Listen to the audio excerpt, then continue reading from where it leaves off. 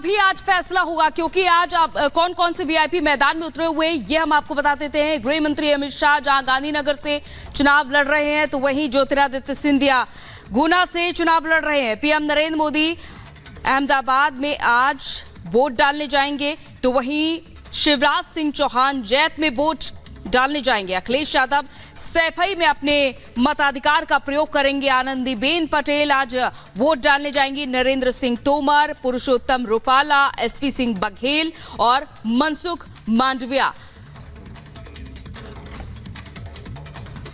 और देखिए, हम 7 तस्वीरें आपको दिखा रहे हैं। 2024 का महासंग्राम है, यह तीसरा चरण है। जी हाँ, 11 राज्य हैं तीसरे चरण में, 93 लोकसभा सीटें हैं। तो वहीं देखिए, प्रधानमंत्री नरेंद्र मोदी भी आज अपने मताधिकार का इस्तेमाल करने वाले हैं। 1331 प्रत्याशी चुनावी मैदान में ताल ठोक रहे हैं।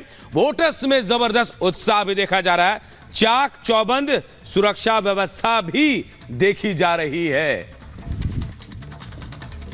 तो देखिए, 11 राज्यों के 93 सीटों पर आज तीसरे चरण का मतदान है। 1331 उम्मीदवारों की किस्मत का फैसला तीसरे चरण में होगा। अमित शाह, डिंपल यादव समेत कई दिग्गज उम्मीदवारों की किस्मत का आज फैसला होना है। एक तरफ कई वीवीआईपी उम्मीदवार हैं, तो दूसरी तरफ कई वीवीआईपी वोटर्स भी आज मतदान करेंगे। तीसरे चरण के रण पर देखिए हमारी ये खास रिपोर्ट।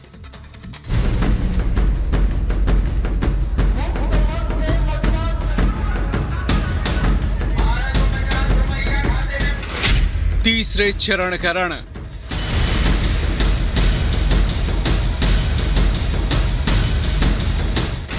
तिरानवे सीटों पर मतदान।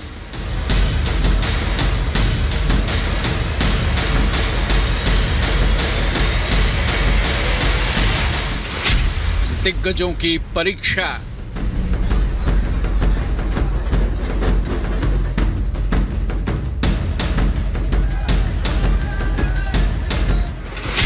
ग्यारह राज्यों में चुनाव।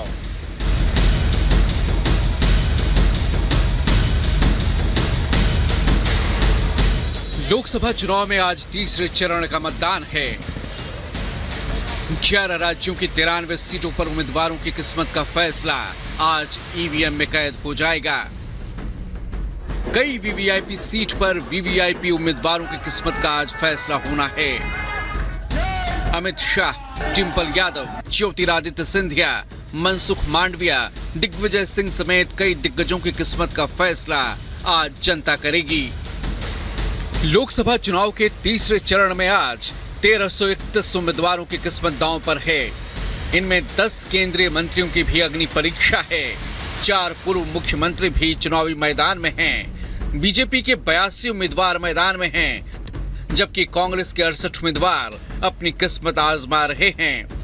11 राज्यों की 93 सीटों पर मतदान है और इस सियासी रण में करीब 120 महिलाएं भी किस्मत आजमा रही हैं। कई वीवीआईपी वोटर्स आज तीसरे चरण में मतदान करेंगे।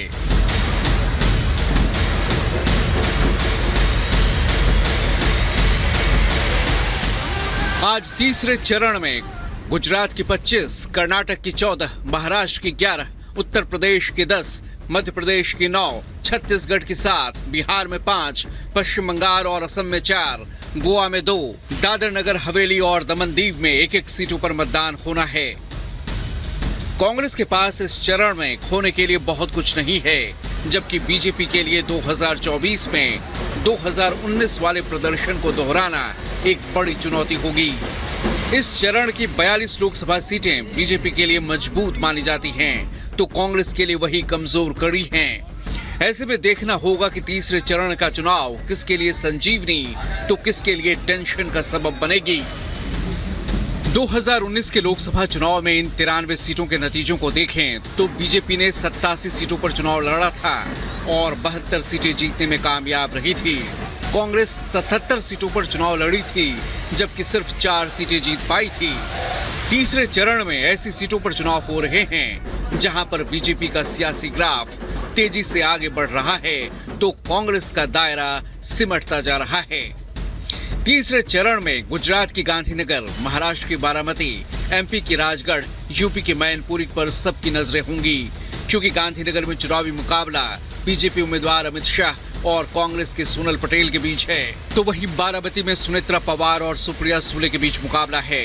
राजगढ़ सीट पर दिग्विजय सिंह और रोडमल नागर, जबकि मैनपुरी में डिंपल यादव और जयवीर सिंह के बीच सीधा मुकाबला है। अब देखना होगा कि जनता किसके दावों और वादों के पक्ष में मतदान करती है। Bureau report, Republic Bharat. तो जनता किसके दावों और किसके वादों पर मतदान करेगी, आज ये देखना होगा। और हमारे सहयोगी अलग अलग जगह से हमारे साथ जुड़ चुके हैं, आप देख रहे हैं आपकी टीवी स्क्रीन पर। सबसे पहले रुक कर लेते हैं गांधीनगर का, जहां से अनामिका सिंघाली हमारे साथ जुड़ी हुई हैं। अनामिका, वहां से फिलहाल क्या कुछ अपडेट है और इस बार के समीकरण वहां पर क्या कुछ कह रहे हैं? देखिए, ये यहाँ पे बीजेपी के चाणक्य का गढ़ माना जाता है। बीजेपी के चाणक्य अमित शाह और अमित शाह का गढ़ गांधीनगर, और यहाँ मेरी मौजूदगी। हालांकि देखिए, जिस तरीके से सुबह 6 बजे का वक्त है, सिक्योरिटी गार्ड्स यहाँ पे देख रहे होंगे आप, सब जोनल ऑफिस बनाया गया है इसे, क्योंकि देश के गृह मंत्री अमित शाह खुद यहाँ पर वोटिंग करने के लिए आ रहे हैं। अगर हम इस सीट की बात करते हैं या पूरे गुजरात की बात करते हैं, तो गुजरात की 26 में से जो एक सीट थी सूरत की, वो बीजेपी निर्विरोध जीत चुकी है। 25 सीटों पर आज वोटिंग हो रही है और इनमें से आज गांधीनगर सीट पर भी वोटिंग हो रही है। ये नारायणपुरा स्कूल है जहाँ पर अमित शाह को कुछ देर बाद वोटिंग करने के लिए आना है। 9 बजे का समय होगा जब अमित शाह पूरे परिवार के साथ यहाँ पर वोट डालने के लिए आएंगे। बड़ी बात दरअसल ये है कि ये बीजेपी का गढ़ इसलिए भी रहा है क्योंकि जब कांग्रेस की सरकार भी थी तब भी बीजेपी यहाँ पर अब कांग्रेस से ज्यादा सीटें जीतती रही है। 2014 के बाद से तो मानो यहाँ पर कांग्रेस ने अपना खाता भी नहीं खोल पाई हो, और शायद यही वजह है कि इस बार भी बीजेपी का जोश यहाँ पर हाई है। एक सीट ऑलरेडी यहाँ पे बीजेपी निर्विरोध जीत चुकी है। बाकी 25 सीटों को लेकर के बीजेपी का टारगेट ये है कि हर सीट पर जो बीजेपी के प्रत्याशी हैं वो 5 लाख के मार्जिन से जीत हासिल करे। और शायद यही वजह की लगातार हमने देखा था कि जब जिस दिन अमित शाह यहाँ नामांकन करने के लिए आए थे, बिल्कुल अनामिका, क्योंकि बीजेपी के चाणक्य का गढ़ है तो रणनीति भी बिल्कुल वैसी बनी होगी। प्रियंका शर्मा का रुख कर लेते हैं, सफाई से हैं। प्रियंका, आप जहां हैं यादव लैंड कहा जाता है उसे, और इस बार प्रधानमंत्री ने, आपने देखा होगा कैसे निशाना साधा था। प्रियंका, चले गांधीनगर चलते हैं। गांधीनगर सीधे रुक कर लेते हैं। गांधीनगर में क्या तस्वीरें देख पा रही है प्रियंका शर्मा? वहां से हमारे सहयोगी जुड़ रहे हैं। Priyanka, over to you. जी बिल्कुल, आपको तस्वीरें दिखा दें।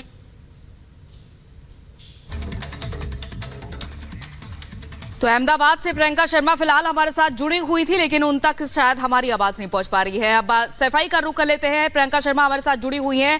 फिलहाल प्रियंका, मैनपुरी भी आज काफी इंपॉर्टेंट सीट है, तो यहां पर क्या कुछ देखा जा रहा है फिलहाल?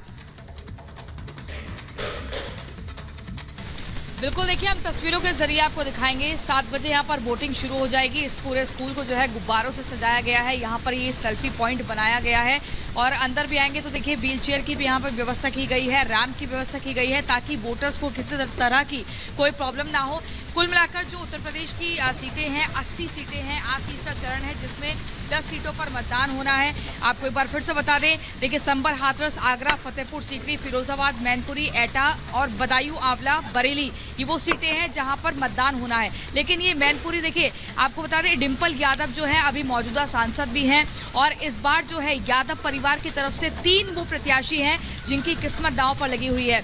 अगर हम फिरोजाबाद की बात करें या फिर बदायूं की बात करें, इस मैनपुरी की बात करें, डिंपल यादव हो गई, आदित्य यादव हो गए और अक्षय यादव हो गए। ये 3 वो प्रत्याशी हैं जिनकी आज जो किस्मत है वो ईवीएम में कैद हो जाएगी। अब से थोड़ी देर बाद अखिलेश यादव और डिंपल यादव यहाँ पर मतदान करने के लिए पहुंचेंगे, लेकिन सबसे पहले समाजवादी पार्टी के राष्ट्रीय महासचिव राम गोपाल यादव यहाँ पर पहुंचकर मतदान करेंगे। सुरक्षा के लिहाज से अगर देखें तो काफी बेहतर व्यवस्था। बिल्कुल, जब वो मतदान के लिए आएंगे तो वापस आप तक पूछेंगे आपसे सवाल, उनसे भी आप सवाल कीजिएगा प्रियंका। फिलहाल हम चलते हैं विदिशा, जहां सत्यविजय हमारे सहयोगी हमारे साथ जुड़े हैं। सत्यविजय, जहां आप मौजूद हैं, सत्यविजय का रुख कर लेते हैं। सत्यविजय, जहां मौजूद है वहां पूर्व मुख्यमंत्री शिवराज सिंह चौहान वहां से चुनाव लड़ रहे हैं, तो बेहद अहम ये सीट भी है क्योंकि बहुत दारोमदार शिवराज सिंह चौहान के ऊपर है। सत्यविजय, वहां का रण कैसा दिख रहा है? थोड़ी देर बाद वोटिंग शुरू हो जाएगी वहां। जी बिल्कुल, देखिए मध्य प्रदेश के लिहाज से बात करें तो 9 सीटों पर आज तीसरे फेज में वोटिंग होना है और 2 पूर्व मुख्यमंत्री और 1 केंद्रीय मंत्री यानी कि शिवराज सिंह चौहान, दिग्विजय सिंह जो कि दोनों पूर्व मुख्यमंत्री हैं और केंद्रीय मंत्री रहे ज्योतिरादित्य सिंधिया, इनकी ये 3 बड़े चेहरे हैं जिनकी किस्मत का फैसला आज होगा। वोटर वोटिंग करेंगे और इससे इन तीनों दिग्गजों की किस्मत का फैसला होगा। हम इस समय जैत गाँव में है, ये जो बूथ है यहाँ पर ही कुछ देर बाद जो है शिवराज सिंह चौहान अपने परिवार के साथ वोट डालने आएंगे। नजदीक में ही इनका घर है, पहले वो नर्मदा घाट पर पूजा पाठ करेंगे, उसके बाद इस बूथ पर शिवराज सिंह चौहान अपने परिवार के साथ वोटिंग करेंगे। चूंकि मध्य प्रदेश के लिहाज से बात किया है तो 29 सीटें हैं, 29 में से 28 सीटों पर फिलहाल भाजपा का कब्जा रहा है और बीजेपी का टारगेट है कि 29 में से 29 जीतना है। और शिवराज सिंह चौहान हो जिन्होंने कि न सिर्फ इस विदिशा लोकसभा क्षेत्र में बल्कि पूरे प्रदेश में प्रचार किया है और उनका ये दावा है कि मध्य प्रदेश में 29 में से 29 सीट जो है कमल यानी कि भाजपा की आएंगी। लेकिन अगर कांटे की टक्कर की बात करें तो राजगढ़ और मुरैना 2 ऐसी सीट हैं इन 9 सीटों में से जिनमें की टक्कर बताई जा रही है। राजगढ़ में दिग्विजय सिंह मैदान में है जो कि लगातार इमोशनल कार्ड खेल रहे हैं वहां की जनता के लिए, और मुरैना में भी जातीय समीकरण के लिहाज से काफी कांटे की टक्कर बताई जा रही है। बाकी जो 7 सीटें हैं उन पर भाजपा आगे दिख रही है, जिनमें से 1 सीट विदिशा लोकसभा भी है जहां से कि शिवराज सिंह चौहान जो है कि खुद प्रत्याशी हैं। अब देखना यह है कि चूंकि अभी 6:15 हुआ है, थोड़ी देर बाद यहाँ पर मुकपोल वगैरह चीजें स्टार्ट होंगी, लेकिन 7 बजे से यहाँ पर वोटिंग शुरू हो जाएगी। बिल्कुल सत्य विजय, हम एक